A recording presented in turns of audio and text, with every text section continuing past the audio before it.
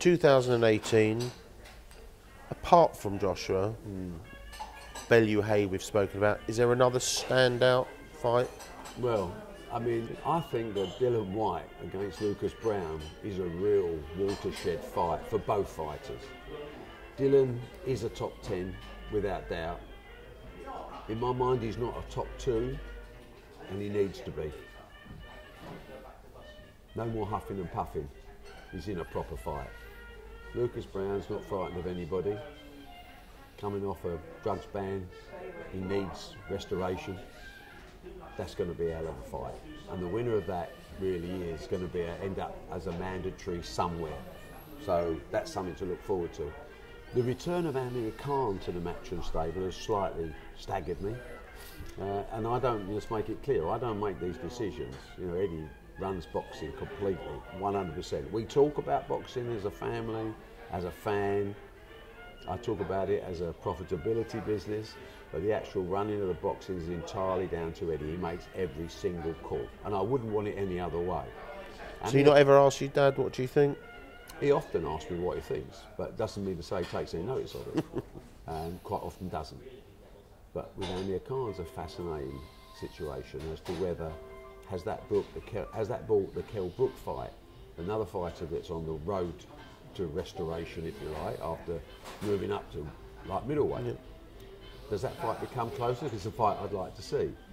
What's AMIR KHAN got left in the can? Well, we have to find out. It's nearly 2 years since he's been out of the ring.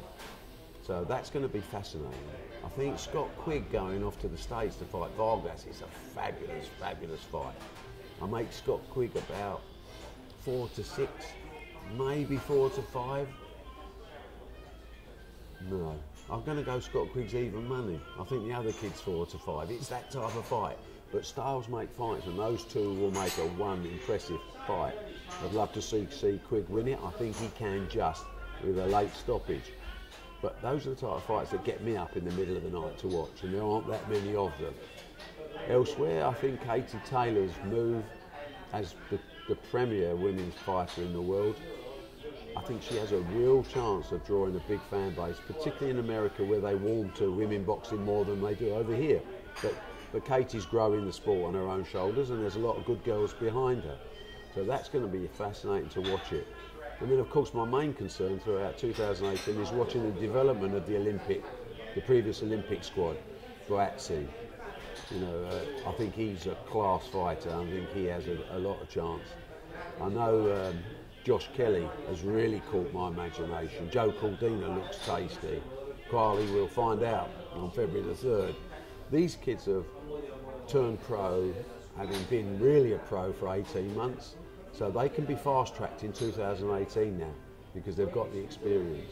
So there's a lot to play for, and I'm sure as I say, I'm sure I've missed out at least. You can't help but. 2 last questions then. The first one's, I think, you know, a really easy one for you to answer. You're so on the button.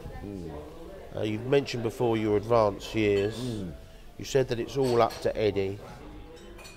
Your knowledge, your enthusiasm doesn't really sound like you're taking a back seat overall. You have to understand, I've built, which I've been so lucky to build, a substantial company over 40 odd years of promoting sport. Matchroom boxing started Matchroom started in 82, but I started in 74, my first sport. So if I judge it from 82, I'm coming up to 36 years. I haven't had a bad day. I haven't had a day without excitement. I haven't had an hour without excitement. I haven't had a day when my pulse rate hasn't accelerated as I approach the office because I can't wait for every day to start. I make dozens of mistakes, but I make thousands of decisions. I absolutely love this game, and I will be doing everything in sport until the day I just fall over.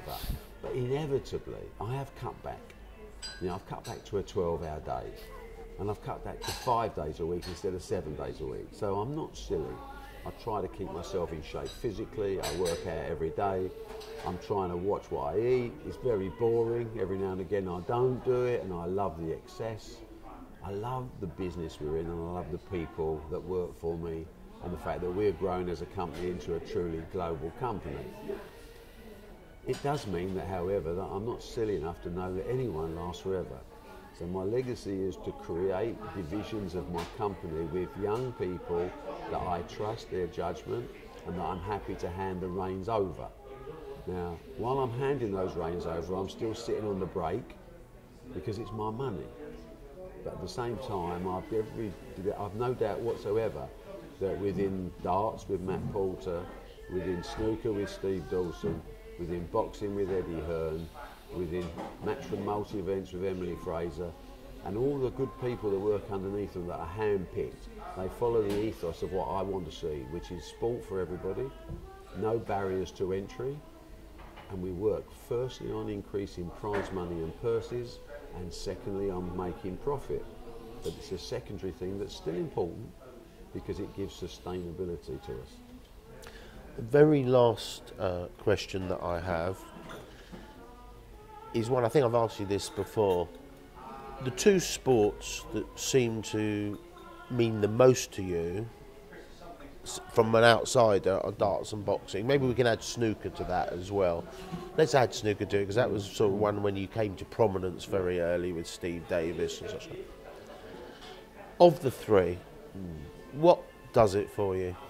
It just depends. Everything is different. On a one-night stand, if you like, there's nothing like boxing because it's in your face, it's all over. Dreams are shattered, lives are made in one night. Most sports you have to be consistent, not so in boxing. In boxing you can go from zero to hero and change your life in a round, a punch. That's something that's so exciting to see actually evolve. When we look at other sports, snooker mainly is a long drawn out image, sort of atmosphere change. You know, the World Snooker Championships, one of the greatest events in the world in my opinion, is like reading an Agatha Christie novel, and until the last chapter or maybe even the last page you don't know how it's going to end. Darts has become the biggest party sport in the world. It's a sport built around having a great time, and that would be right up there as one of, if I had to write down a list of achievements, I think my work on darts would probably be number one. To take a sport like that and make it into the global success it's been. But you know, I love all of them, everything. I have a rule that I actually don't do any sport I don't like. I don't do it for making money. Making money comes from passion, enthusiasm and dedication and application. When I look at sport, my first question is, would I want to be there? If the answer is no, I don't do the sport. It doesn't matter if it makes money. I'm not particularly keen. I admire tennis players. I don't particularly like tennis. I don't like motorsport. It doesn't matter how much money is involved. The only limitation I have on my life is the amount of time I have. So I have to concentrate my time on what I love doing. I love my fishing. I have the World Ping Pong Championships coming up. I can't wait. Can you believe that? 10-pin bowling, pool, golf, all of these sports. There's 12 different sports come under our banner, and this year we will do around 600 days of events. It's a huge logistical operation. It keeps me interested in my life. Barry Hearn, thank you so much. As always, an absolute pleasure.